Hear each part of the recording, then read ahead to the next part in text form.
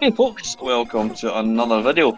Now, if you watched the Friday Waffle this week, you may have heard me talking about this thing. If you're of a certain age, and you were growing up when arcades were just becoming a thing, it was an extremely exciting time to be alive. I'm talking sort of late 70s into the early 80s. And then Christmas present to end all Christmas presents arrived in mid 1997, and it was called Mame, which stands for Multiple Arcade Machine Emulator. Now, I'm sure everybody knows what Mame is. I certainly do, hence the name Mame Meister. Um, yeah, since that has come along, I have proclaimed that Mame has been quite simply the best bit of software ever, and I still stand by that. Over the intervening 20 odd years, there has been various emulators, front ends, you name it, they've come and gone. And a lot of them, include screenshots and all this kind of stuff. And some of the more kind of later ones, the Batistera and all that kind of stuff, there's collections out there which runs to like tens of thousands of games, different systems. And they're wonderful, but the problem is they're massive, they take up a lot of space, and sometimes they don't work. Now, I stumbled across this thing called Arcade Gold last week. It's easy to download, Arcade Funk, Google it, you'll find it. And yeah, I'm just going to let you see, here's Street Fighter 2. Now look at the reflection on the screen there, can you see that? Apart from the absolutely stunning presentation, I'm going to talk about the actual what it looks like in the game. Yeah, you've got these filters which people have made up, and it's been tweaked so well that you really do think, they've not just emulated scan lines, they've emulated smears and reflection and light on the screen. Um, Trust me, playing this on a PC, it looks absolutely stunning. You've also got the screen as in a kind of CRT shape kind of template thing, which just makes it look great. I'm not even going to attempt to play this game. I'm completely fancy Street Fighter. It's an iconic game, but it plays fantastic. Which, to be fair, most emulators nowadays on funky PCs that we've got run really, really well. But the thing that I like about this is it's the presentation, the way the way the games actually run, with the filters, everything just works. It's just stunning. It's about as accurate as you could possibly get, apart from playing a proper arcade machine. Um, yeah, beautiful. It's fabulous. Now this collection, I say, it's called Arcade Gold. Here's the real icing on the cake. It's only about 8 gigs in size. Now, some of these images that you can download, they're onto terabytes. Um, this thing is purely arcade games, and it is small selection. I say small. I think there's about 150 games, maybe not quite as much. I'm not too sure. I haven't counted them, but I'm sure I saw a read that said there was 150 odd. So what somebody has done, they have any cherry picked some of the best classic games, arcade games. There's some including this I'm not interested in. There's a few Street Fighters. There's also a few exceptions that are missing. Things like Outrun. I think Outrun too. But by and large, games that are included in this, they're classic. And one of the problems that I've got, and not just myself, I hear a few people talking about this, and I call it PlayStation syndrome. Remember back in the 90s when you got a PlayStation, we all got it chipped. Even your granny had a PlayStation that was chipped. And the problem with that is there was just too many games available. Now, one thing, if you're eagle-eared viewers, oh, thunder, wow, can't not have spotted that. One thing that I think is absolutely fantastic about the presentation of this, you can see the main game in the centre of the screen, but to the left and right there are another two arcade games, like it would be in a real arcade.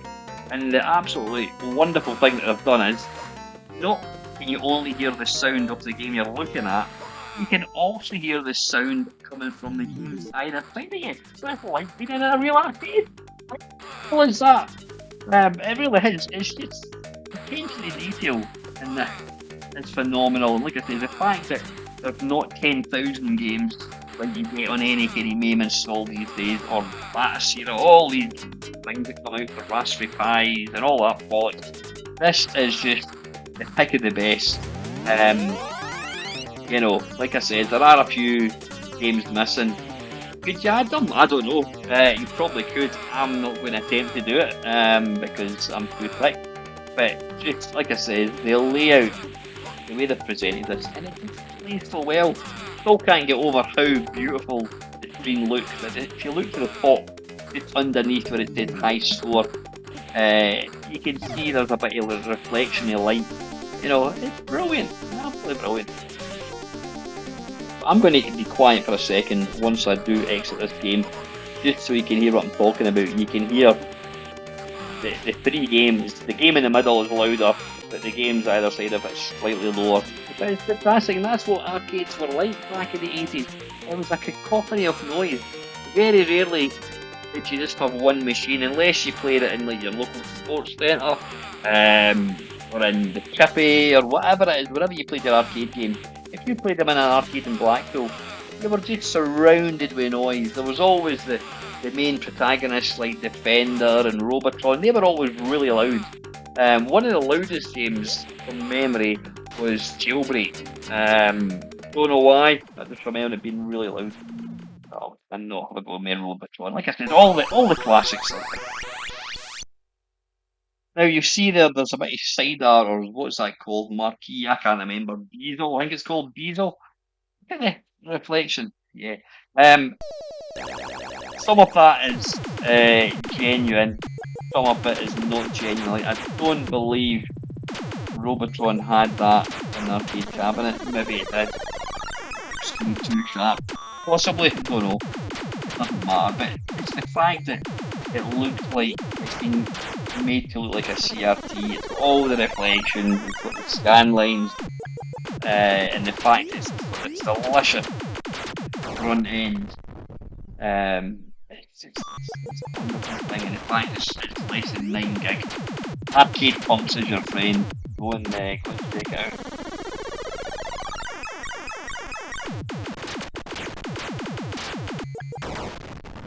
The game is brutal. I've not really played Robotron for a while. I used to play it a lot, and then I kind of got out of the way of playing it. I'm kind of playing a bit more Defender off late.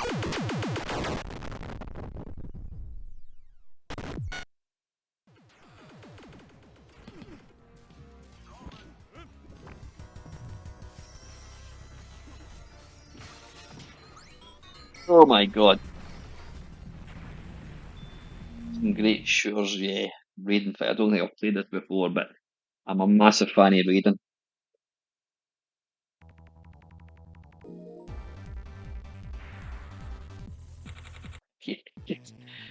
It just looks so bloody good.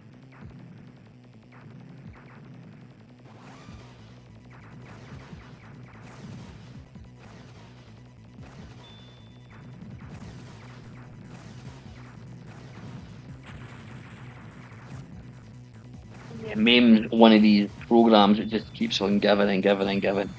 You know. So I still get excited with Mame. I don't get excited with any modern software, but Mame is just something phenomenal. Because I was about, when these were just coming to the market for the first time, and having the ability to play all these games. You walked in an arcade in Blackpool in 1985 and there was maybe 200 machines. I'll guarantee every single machine is on MAME now. It's just incredible.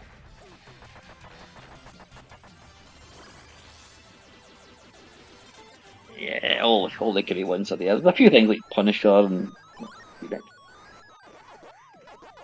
Yeah, look at the marquee in that. You see the buttons, the button display as well.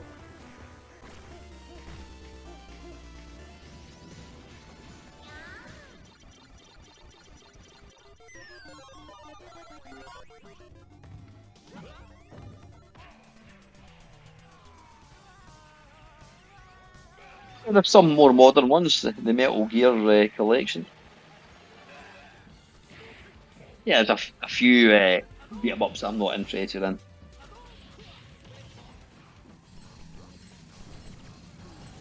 What is that? Mars Matrix, I think.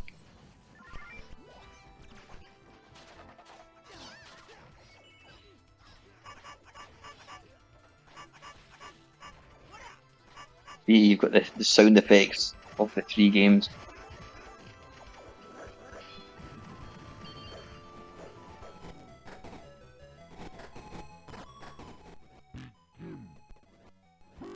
Game.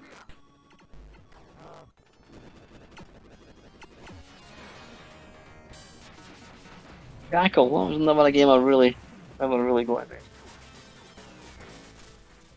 Harry Warriors, that's a game that really needs the proper controls. I can't have, cannot have gyrus. I found out an interesting fact when I was down at the cave a few weeks ago. Holly told me that gyrus apparently had 16-way controller. Or was it 32-way? I might be exaggerating, but it was certainly more than 8. I think it might be a 16.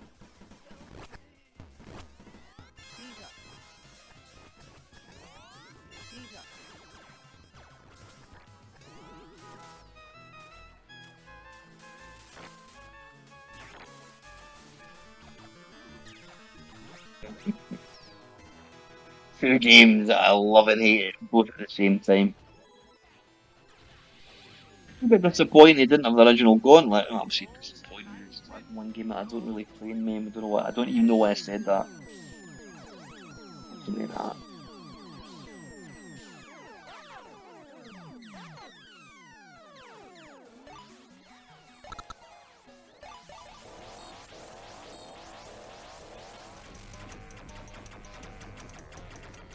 Flying Shark. That's a what? That's a shoot 'em up. Never really. No why. Never really kind of got on with. I think probably because it's too bloody difficult. I'm not familiar with view lips. Is that a particular type of cab? If you look closely, you can see the buttons actually show you what they do as well. So, like I said, the attention to detail in this is it's second to none.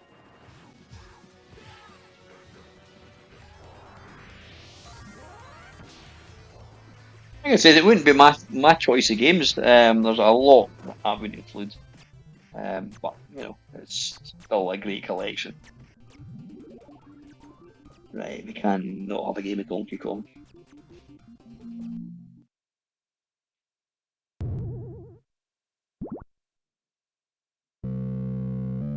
Is that the proper? I can't. Sorry, I keep going on about it. How good does that screen look? Is that the proper side art? Probably is actually.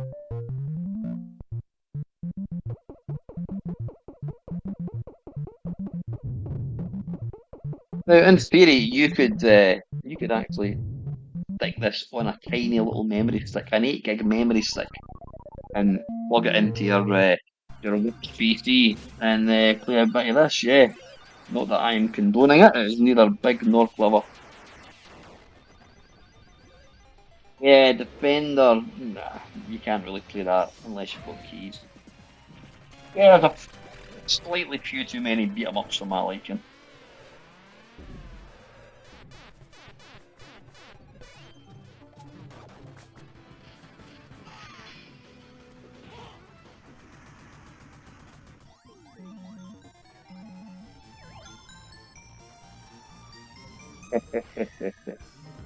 Iconic bubble wobble.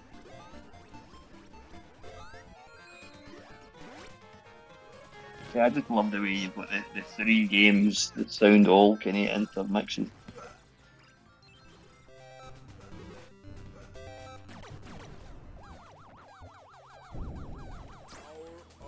get that epic sound as well.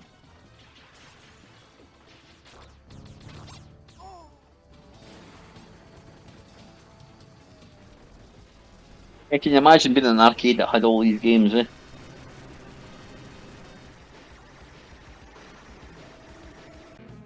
Anyway, folks, listen, just wanted to make you aware of this. Go and check it out. Arcade Punk. You can thank me later. Thank you very much for watching.